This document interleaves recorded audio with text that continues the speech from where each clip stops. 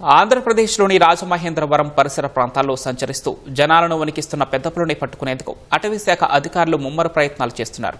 Namavaram satellite city వద్ద అక్కమ్మతల్లి కొండపై తిష్టవేసిన పులిని బంధించేందుకు బోన్లను ఏర్పాటు చేసి ట్రాప్ కెమెరాలు అమర్చారు.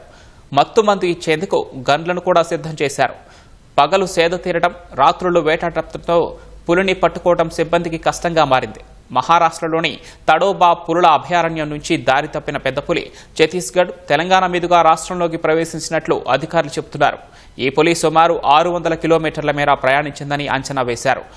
పెద్ద పులి సంచరించిన ప్రాంతాల్లో principal chief conservative of forest అధికారి చలపతిరావు పర్యటించారు. జనాలెవరూ భయపడవద్దని, రాత్రిళ్లు ఒంటరిగా తిరగొద్దని విజ్ఞప్తి చేశారు. మరోవైపు శాటిలైట్ సిటీ, పిడింగొయ్యి, కలువకొయ్యి, శ్రీరాంపురం, రఘునాథపురం గ్రామాల ప్రజలు కంటి మీద కునుకు లేకుండా గడుపుతున్నారు. పశువులపై దాడి చేయటం, కొన్నింటిని చంపడంతో వాటిని కాపాడుకోవడం కష్టంగా మారిందని స్థానికులు చెబుతున్నారు. బాధిత గ్రామాల్లో ఎమ్మెల్యేలు గోరంట్ల బుచ్చయ్య చౌదరి, బత్తుల బలరామకృష్ణ పర్యటించి ప్రజలకు ధైర్యం చెప్పారు.